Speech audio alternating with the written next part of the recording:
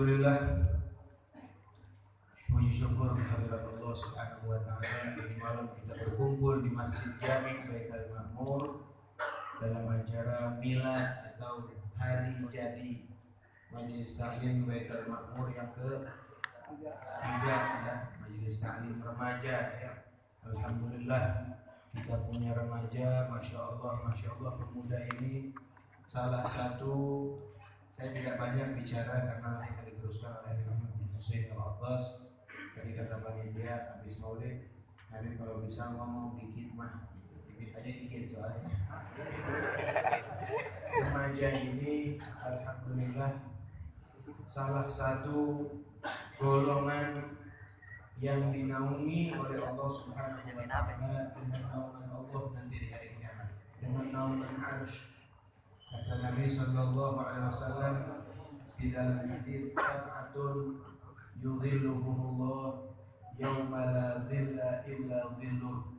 Ada 7 kelompok, 7 golongan manusia nanti di hari kiamat akan mendapatkan, Allah akan menaungi mereka, yudhilluhumullah, akan dinaungi oleh Allah Subhanahu wa taala. Ya, arti dinaungi dari kesusahan hari kiamat.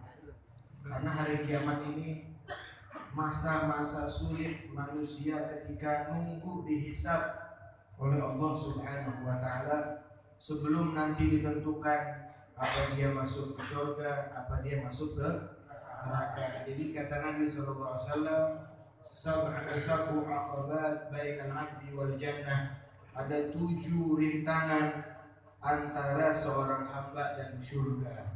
Ahwanuha al-maut, paling ringannya mati, rintangan untuk masuk surga. Ahwanuha al-maut, paling ringan adalah mati. Jadi kalau seseorang pengen masuk ke dalam surga, mesti melewati 7 rintangan ini. Yang paling pertama ialah mati. Mau gak?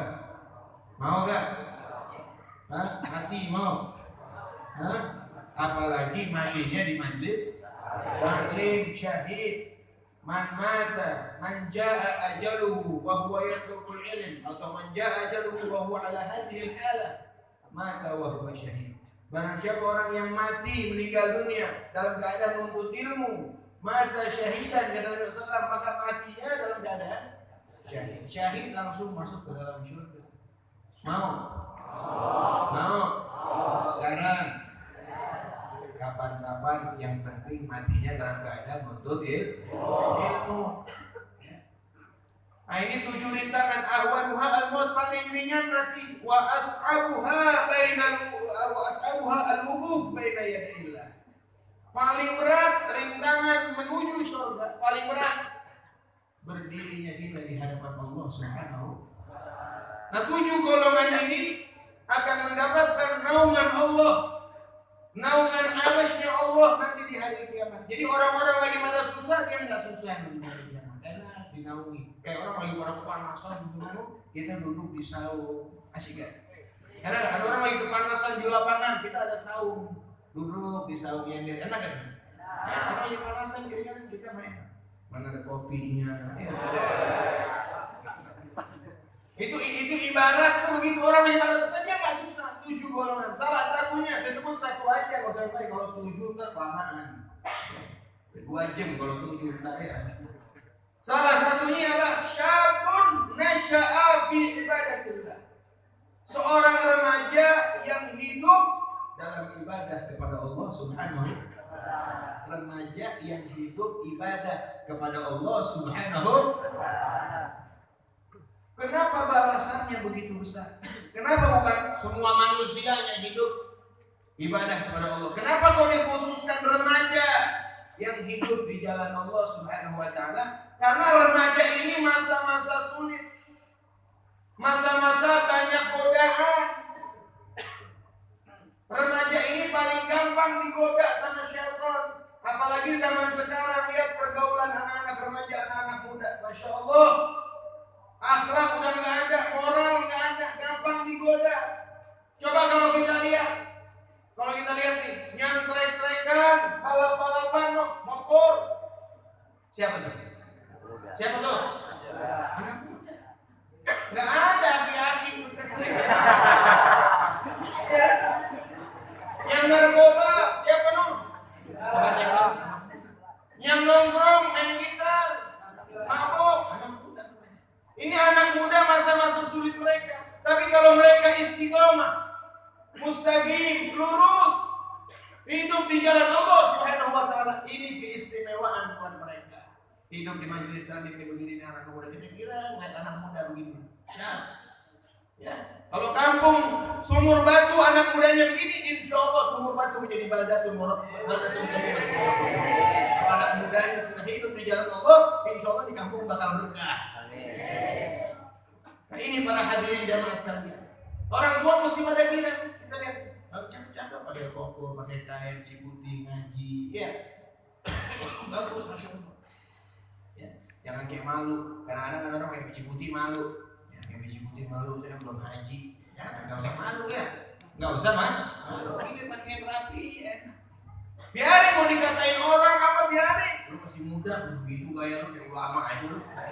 Biarin orang mau kata apa tuh. Pakai kain mulu, kadang-kadang dikatain tuh, lu pakai baru sunat pakai kain mulu. Ada aja orang yang ngomong biarin mau ngomong apa kayak nanan gitu aja ya. Yang penting Allah dan Rasulnya senang sama kita. Begitu aja. Yang penting akhlak biar bagus. Yang penting adab, ini yang paling utama. Akhlak biar rapi, biar bagus. Sama yang tua biar hormat. Walaupun di anak muda diserahin dah, umpama kepemimpinan satu acara atau satu yayasan atau satu apa, tapi tetap mesti hormat sama yang tua. Tidak boleh dia mengambil keputusan sendiri. Musyawarah dulu sama yang tua. Jangan mentang-mentang dikedepanin terus selagunya jangan. Artinya kata Nabi sallallahu alaihi wasallam, man la yahtarim yarham saghirana wa la yahtarim kabirana. Bukan dari golongan aku, kata Nabi, orang yang tidak sayang sama yang muda, yang lebih muda, yang lebih kecil. Wa la yahtarim kabirana, dan orang yang tidak hormat sama yang akhlak biar rapi. Ketemu orang tua cium tangan. Ya, ketemu orang yang lebih tua nih, cium tangan. Assalamualaikum. Pak Haji sehat juga. Enggak jadi hina enggak. Ya, walaupun kita umpama ilmunya lebih banyak juga, ya, kita ketemu sama yang tua cium tangan. Kita lagi naik motor, ada yang kita kenal orang tua no, bapak anu, turun dulu bentaran. Nggak jadi susah ini, turun bentaran. Assalamualaikum.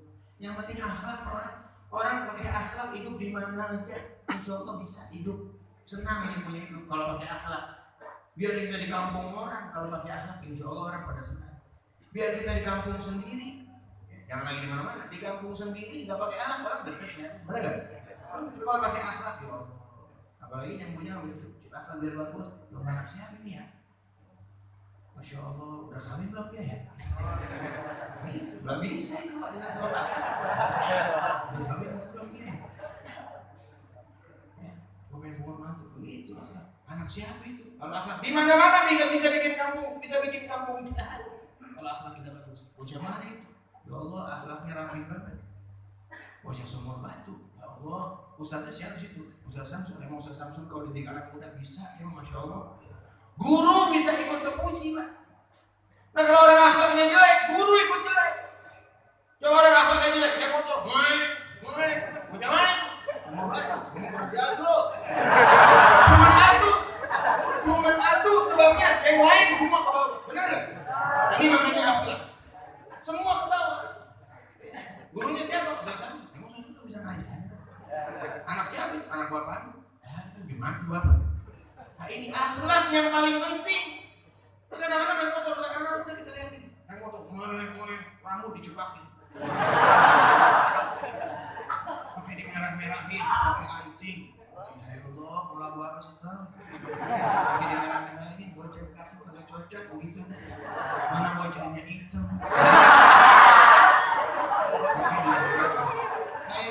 Udah kagak bagus-bagusnya. Yang paling enak kita hidup ikutin. Jadikan qudwah panutan Nabi kita Muhammad sallallahu alaihi wasallam. Jadi kita nuntut ilmu nih, yang penting akhlak biar pada rapi, biar bagus. Apalagi ketemu orang tua sendiri. Ini yang ketemu yang lebih tua aja kita butuh hormat, apalagi orang tua sendiri.